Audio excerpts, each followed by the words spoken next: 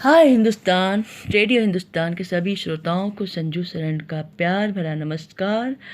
आज मैं यादों की झरोखे की कुछ अनमोल दृश्य आपके समक्ष प्रस्तुत कर रही हूँ। मेरी संस्मरण का शीर्षक है आधी हकीकत आधा फसाना। वैसे भी जीवन में बहुत कुछ ऐसा घटता है, घटने के बाद लगता है कि ये सच है या फसाना, पर जिसके साथ घटता है वही जानता है कि ये सच है। दुनिया नहीं समझ सकता, क्योंकि दुनिया इस सच को देखा ही नहीं।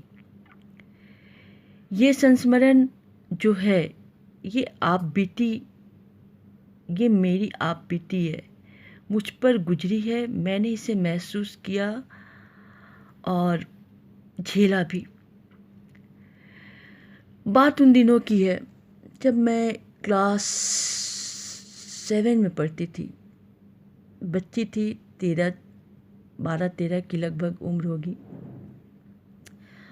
मुझे वो रात याद है आज भी। वो हरतालिका तीज के एक दिन पहले की बात है। मैं रात को 10 बजे सोई हुई थी। ज़ोर ज़ोर से बारिश हो रही थी।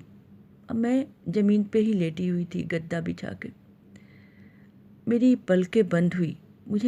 अचानक मुझे लगा कि मैं अपने स्कूल के बगल वाले तालाब के पास हूँ, और वहाँ पर जो रेलवे क्वार्टर हैं, वहाँ से मैं फूल तोड़ रही हूँ, और मैं एक बड़े से गेट पे जाती हूँ। सचमुच में वो गेट, वो मकान अभी भी है। मैं उस गेट के पास जाती हूँ और देखती हूँ कि गेट के दरवाजे के पास एक क्रीम कलर का शर्ट और ब्राउन पैंट पहने हुए एक लड़का खड़ा है, और वो मुझसे कहता है कि तुम फूल तोड़ने आई हो ना। मैंने उसे देखकर मैं उसे देखकर चौंक पड़ी। मैं कुछ नहीं बोली, मैं भागने लगी कि मेरी चोरी पकड़ी गई। मुझे की बहुत बचपन से ही मुझे फूल बहुत अच्छे लगते हैं, और मैं पागलपन की हद तक पहुंच जाती थी। किसी के भी बागान में फूल हो तो मेरे दिमाग में रहता था कि कैसे उसको तोड़ूं। वो खड़ा था, मुझे कहा कि आ जाओ, लो फूल लो, रोज़ आना यहाँ तुम।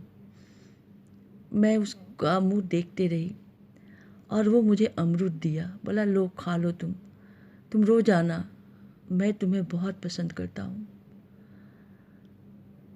उसके बाद मेरी नींद टूट गई और मैं पसीने से लथपथ।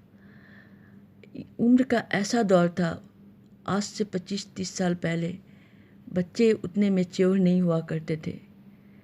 मुझे समझ में नहीं आया कि ये क्या है, कुछ भी समझ में नहीं आया। उस दिन मैं बहुत परेशान रही, पूरे दिन परेशान उदास रही। पता नहीं क्या क्या ऐसा चीज़ है, क्या है। मन में बहुत सारे भय भी आते रहे। और सचमुच में मैं स्कूल में उस तालाब के किनारे वाले क्वार्टर में जाती थी, और एक नीले कलर की फूल थी, लता थी, वो लतर, फूल का लतर था, वहाँ से मैं फूल तोड़ती थी। मुझे वो फूल बहुत ही पसंद था। फिर मैं उस बात को भूल गई। उस बात को भूलने के बाद ऐसा हुआ कि जब मैं क्लास 10वीं में थी और वेस्ट बंगाल में टेस्ट एग्ज़ाम होता है, वो था नवंबर का महीना, मुझे अच्छी तरह से याद है। मैं फिर मैं उस लड़के की सपना देखी। मैंने सपने में उस लड़के को देखा, और उस समय अजब इत्तेफाक था। पहली बार मैंने उसे देखा क्रीम कलर में, दूसरी बार उसे मैंने पीताम्बरी ओढ़े देखा। और मैं सपने में देख रही हूँ कि ट्रेन से जा रही हूँ, और ट्रेन बीच में रुक जाती है। मैं जंगल में जा रही हूँ, और वो युवक मुझे मिलता है, कहता है तुम घबराओ मत, मैं तुम्हारे साथ हूँ। मैं बहुत परेशान रही। उन दिनों मेरी सेहत भी बहुत ख़राब थी। क्यों ख़राब थी इसका मुझे पता नहीं, लेकिन कुछ न कुछ वजह थी। मैं बहुत अधिक बीमार थी। फिर दिन गुजरता गया, मैं उस युवक को भूलने लगी, सपने की बात सपने में ही चली गई। फिर जब मैं बीए फाइनल ईयर में थी, मेरे मेरे पिता जी का ट्रांसफ़र हो गया था और मेरे पिताजी को जो क्वार्टर मिला था उसमें मैं अभी आए हुए 2-4 ही दिन गुजरे होंगे कि मैंने स्वप्न देखा। मेरे रोंगटे खड़े हो जा रहे हैं अभी भी। मैंने स्वप्न देखा, ठीक 4 बज रहे थे। मैंने स्वप्न देखा कि वही युवक, वही एक रेलवे क्वार्टर में मुझे कह रहा है कि तुम जानती हो तुम्हारी मौत कैसे हुई थी? मैंने पूछा, नहीं, मैं नहीं जानती। मैं उसके गोद में सर रख कर लेटी हुई थी। मैंने पूछा, मैं नहीं जानती मेरी मौत कैसे हुई। उसने कहा, तुम्हारी मौत सांप काटने से हुई और हम दोनों में बहुत ही प्यार था। कहकर वो अचानक से लगा, मुझे महसूस हुआ कि मैं जिस बिस्तर पे सोई थी, अचानक मुझे महसूस हुआ कि मेरे बिस्तर के पास से कोई चला गया। उसके बाद मैं लगातार उस युवक को महसूस करते रही। कभी कभी मुझे लगता था कि मेरे पास में है। वही 6 फुट का कद, क्रीम कलर का शर्ट, ब्राउन पैंट, कभी कभी क्रीम पैंट।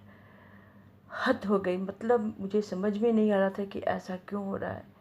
कभी मैं उसे देखती, मेरे हाथों में चूड़ियाँ पहना रहा है, कभी कुछ। लेकिन एक चीज़ उसके बाद से मेरे सपने में आने लगी, वो थी सांप।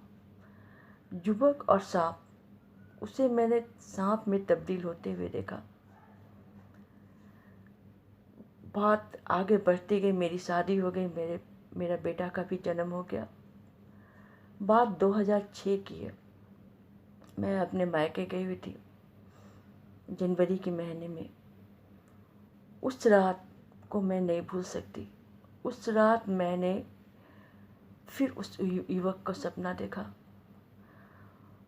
और वो मुझे कह रहा है कि अब तुम चलो मेरे साथ, तुम्हें मेरे साथ चलना होगा। और वो ना, मैं पूछी, तुम कौन हो?